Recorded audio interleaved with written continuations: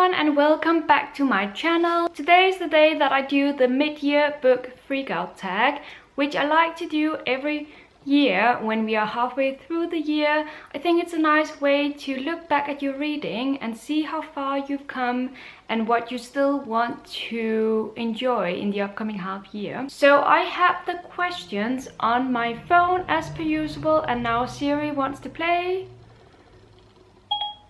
Yeah, so everything is normal here. So let me just get cracking on the questions. The first question is, Siri, would you please? The first question is, best book you've read so far in 2018. I think you know what that is. This is the book. I have mentioned it too many times these past 2 weeks on this channel. So I'm just going to show it to you and tell you that this is The Diary of a Bookseller by Sean Bythell, and it is really, really good. Best sequel you have read so far in 2018. I don't read a lot of sequels, and the ones I have read haven't been that good. So I decided to go for an old favorite that I reread this year, and that is the last book in the Harry Potter series. Here we have Harry Potter and the Deathly Hallows. This also concluded my reread of the series. I want to create a distance between myself and this series before I reread it again, because it's very fresh in my mind now and I don't want to ruin the series for myself in any way. It was a great reread, but it was also bittersweet because I knew that now I needed to take that break. And while I knew it was important, I also didn't want to. Anyway, here is my best sequel of the year. Question number 3 is new release you haven't read yet but want to. Clock Dance by Anne Tyler, which is a book that just came out, and I love Anne Tyler. I have read many of her books and I find that she writes those perfect family dramas that are not very much about the plot but about the characters.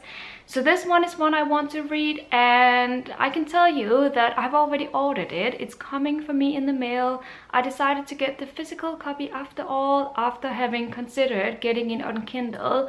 But I wanted the physical copy and it is coming my way, and once it's here, I'm going to read it. Most anticipated release for the second half of the year, and that's another one I have already answered in a previous video, because that is Haruki Murakami's Killing Commander Tora, which is a book I want to read because I love Murakami, and I think this is the first book we get from him in a few years.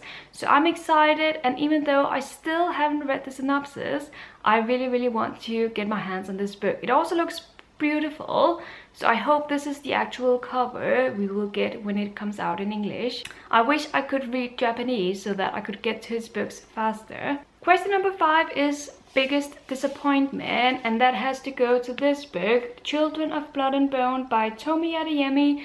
I craved for all of the hype. This book seemed to be the book of the year according to many people. So I craved, I bought it, I read 200 pages and I put it down. I don't think my expectations were too high, and that's what ruined the book. I just think that the story was based on a silly concept that I couldn't take seriously, and that ruined the rest of the story for me. So I was hugely disappointed, and I think this is a very overhyped book, I have to say. But even though it's not a book for me, I'm sure it's a book for a lot of other people. I just want for my books to be different from that storyline we get in this novel. And then biggest surprise is a book I'm currently reading, and that is Wonder Woman by Lee Bardugo. So this is a very big surprise because I'm almost through it and I'm really enjoying it so far. I mean, the first half of the book was definitely the strongest in my eyes. Now I'm in the middle of a part that is pretty messy and I feel a bit of a disconnect to some of the characters, but I'm still really enjoying it, and that first half of the book impressed me a lot. It's based on Greek mythology, and it's got to do with this protagonist who is an Amazon. She is fierce, and when she encounters a mortal young woman, the story starts because things happen and things erupt basically. So far this is a great surprise. I'm so thrilled that I'm actually enjoying it, and I am kind of eager to finish it and see how it ends. Question number 7 is favorite new author, debut or new to you.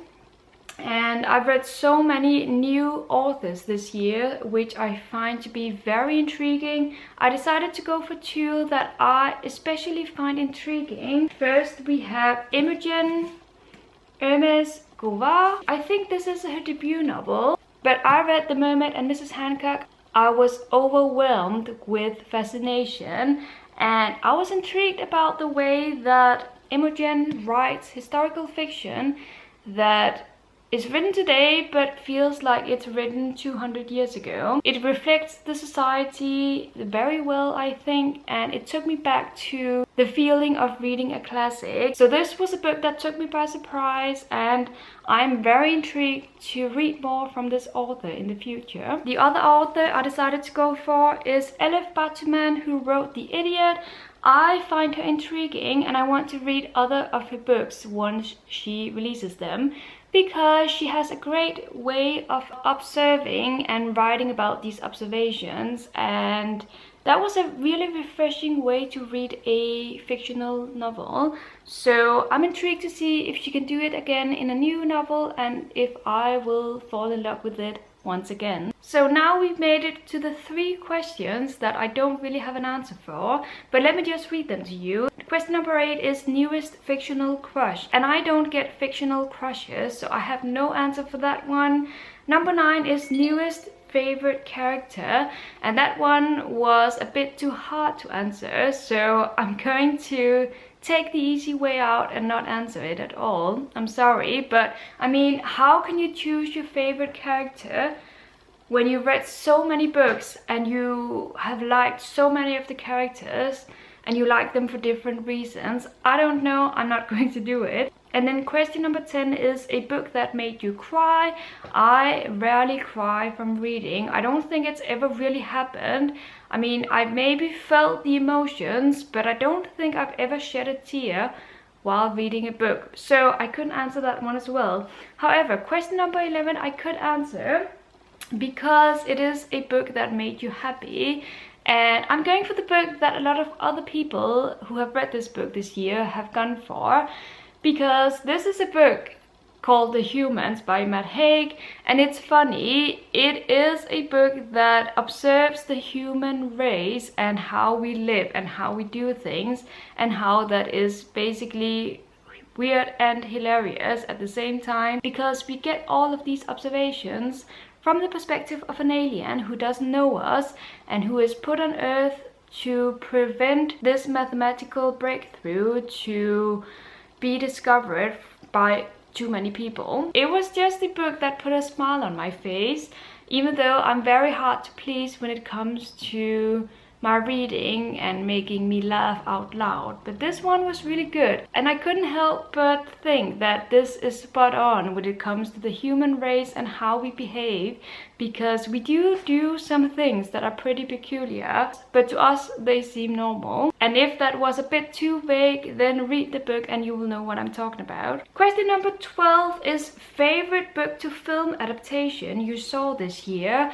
I have 2 answers for this question, because in the spring I watched Me and Earl and the Dying Girl, the movie, and I loved it. I even did a video inspired by that movie about great book to movie adaptations according to my opinion. And then the other movie is Wonder, which is a movie starring Julia Roberts and Owen Wilson, and that movie was another great one that touched me, and it was a great watching experience.